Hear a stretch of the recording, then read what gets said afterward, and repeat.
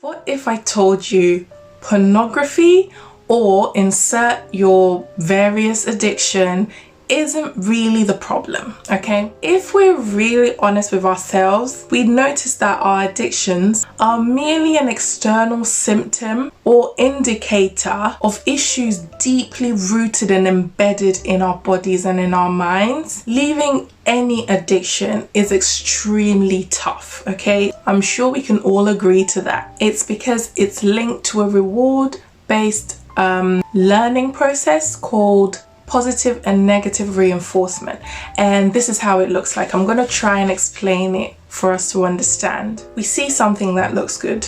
We want something that looks good. We associate this thing all of a sudden with survival, like you have to have this thing. We finally attain whatever it is that we want. Let's say it's a piece of cake, or let's say it's that pleasure we get from watching pornography. And then we quickly realize that, yes, in fact, it's good. We are getting a rush from it. We are getting pleasure from this thing, and it makes us happy. What happens now is that our bodies send signals to our brain that remember this type of pleasure and how you found it. We become dependent on the context in which we found that pleasure. So we become dependent on that context or that event or that substance that gave us that pleasure, and we learn to repeat it, like repeat that process over and over again. So let's say in the context of pornography, we feel horny, we feel sad, we feel rejected, we feel neglected, we feel bored.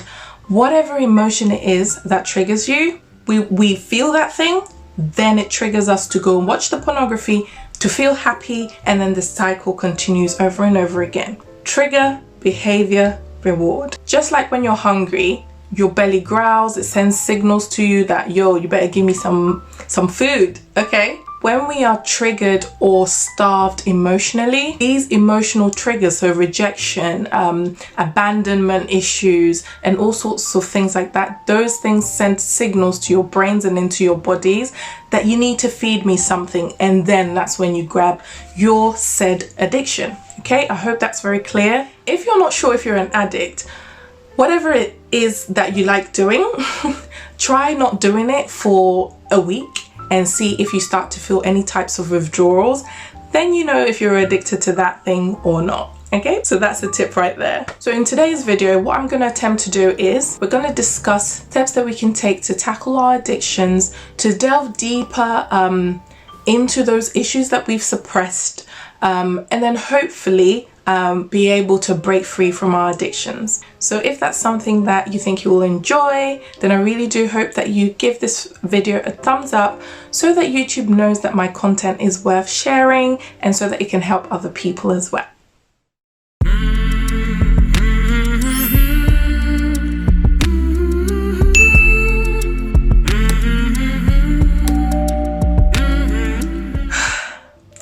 In light of celebrating Mental Health Awareness Week, I must admit yesterday was really rough and tough on me mentally and emotionally after watching the events that led to the death of George Floyd.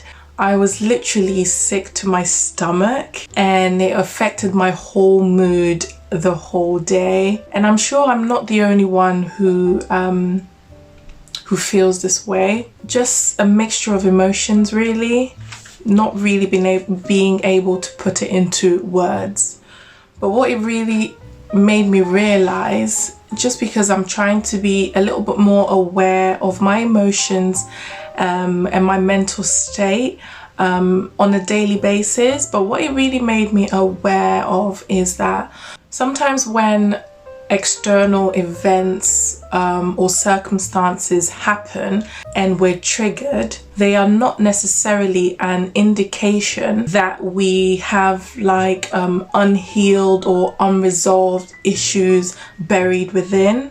Sometimes it's just humanity. You're human, and you're just reacting to sad news, which can then trigger PTSD, anxiety, depression, and so on and so forth from that single event. I felt extremely depressed, and I couldn't even finish watching the video, and I was literally like a zombie in my home because I just couldn't gather the strength, couldn't muster the strength to do anything. And all I could look forward to was my quiet time with the Lord at night, so my nighttime devotions, just for God to renew my strength in some way, my faith in humanity, my faith in justice, and thankfully I feel a lot better today, especially after watching and listening to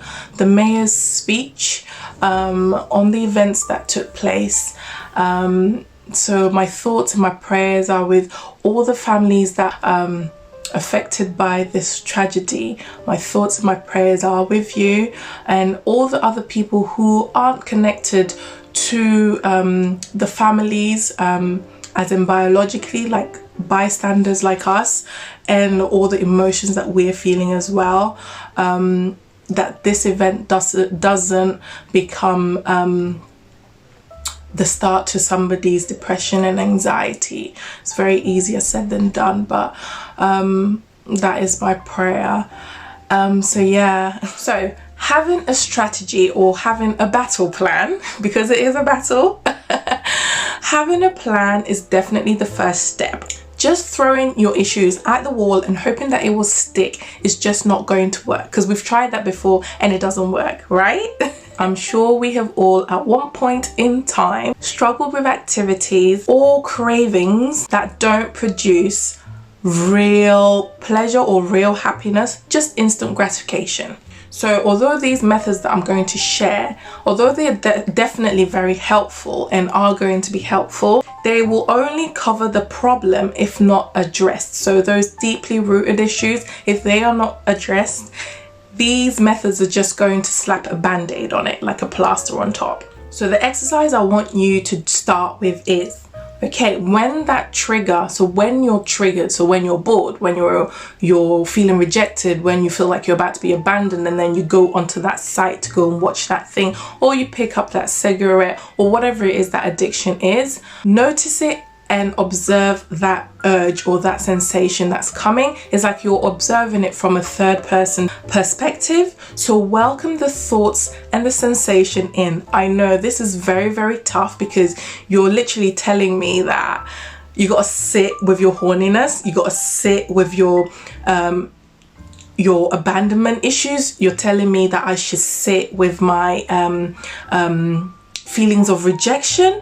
Yes, that's what I'm telling you to do, because that's what helped me, and I think it will really help you.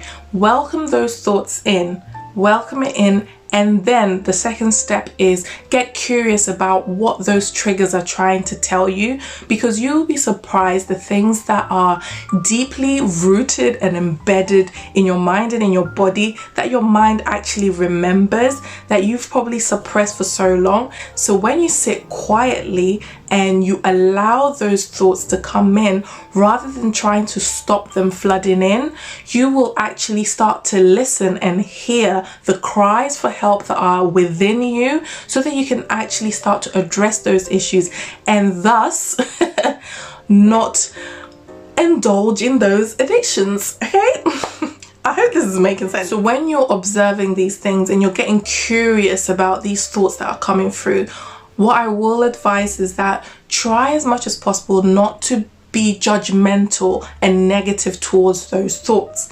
What I will advise is also have a pen and paper, not your phone, because in case you are a pornography addict, maybe whilst you're observing your emotions or observing your thoughts, you might just go and click that tab and start to do some stuff. So take a paper and pen, and those thoughts that come into your mind and the things that are starting to erupt, write it on the piece of paper to be addressed later on, okay? So that's that. And then once you realize you're doing this and then you haven't engaged in that addiction just yet and you're just observing, eventually that sensation will subside, and then now is when you have to really get the work going.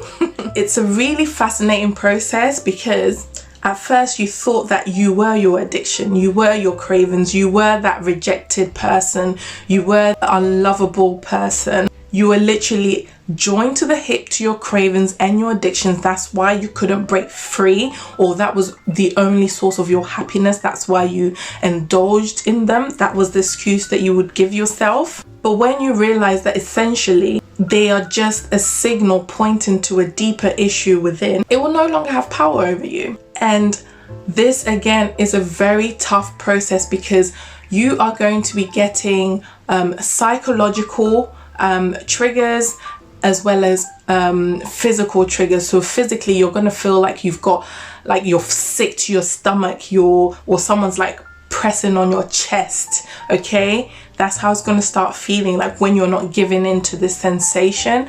And then mentally, you're going to be hearing a lot of negative triggers to just say, why don't you just pick up that piece of cake to eat, or why don't you just go onto that site and get that high or that pleasure that you so seek. But please resist it, and try as much as possible to hold on just a little bit longer, so that you can see you can observe what those triggers are really telling you. Because maybe at first you associated pornography with happiness, coffee with energy and stuff like that. But then you realize you can be energized without drinking coffee. You can be happy without watching pornography. So now you realize that there are other means to gain those things that you wanted. So happiness, energy, and all sorts, and fulfillment. They became an external stimulant. So essentially, or basically, is substituting those bad stimulants, because stimulants are still good because they motivate you, they encourage you, but they were just bad stimulants. Okay, now you're going to substitute those bad stimulants with good ones. So these are the actionable steps that you need to take. First of all, you need to believe that the quality of your life will and can improve if you stop your addictions, or even start to work on your addictions. Okay, you have to believe that for yourself. You need to believe that it can transform your life. I can't want it for you, but that's always a very great foundation to start at, if you believe it yourself. And obviously this will help if you've done the exercise I just shared.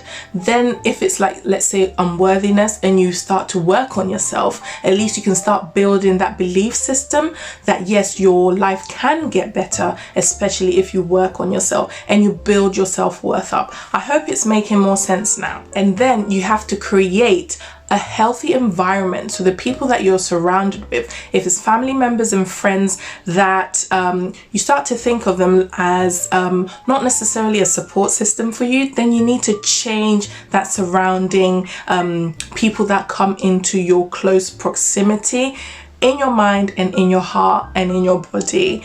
So be very mindful of those things. So think about it like this secret sin that you're doing, so pornography. Think about it, if you said it to the current friends and the family members around you, how would they be very receptive of it? So would they judge you? Would they be willing to accept you? Would they be willing to support you? So that's a question that you would need to ask yourself. And obviously there are a lot of forums online, or even Facebook groups, and obviously I'm here as well. If you need an external and neutral person to talk to, you can hit me. My contact details are down below. Just someone that can help you through, okay, your addictions, or the path through the path to getting out of those addictions. So just really helping you to uncover the gem you are. I just had to drop that in there. So that's the next thing. Surround yourself with a healthy environment, okay, so that it can help boost your mental and your emotional well-being. And then the third thing will be to be determined to develop healthier habits, because it's one thing to get rid of an addiction or stop an addiction, but it's another thing to substitute it with something healthy. You can say you're going to stop, but then you're going to start feeling withdrawal and stuff like that. So it's always best to put something healthy in place that also serves as, let's say, an energy booster, or a happiness or dopamine or oxytocin boost in your body, so that your body isn't going into too much shock, okay? If not, it's happier that it's still getting dopamine and oxytocin. If you don't know about dopamine and oxytocin, please check out my sex series, because I talk about all those happy and love hormones in our bodies, and hopefully that will help you understand how the body associates certain things to happiness and joy and pleasure, even if it's toxic for us. If you want a video on how to maybe develop healthier habits, I'll be more than happy to do a video on that. But I also have a whole load of other videos that I will link here for you to check out. And yeah, until next time, take care and God bless. Bye bye.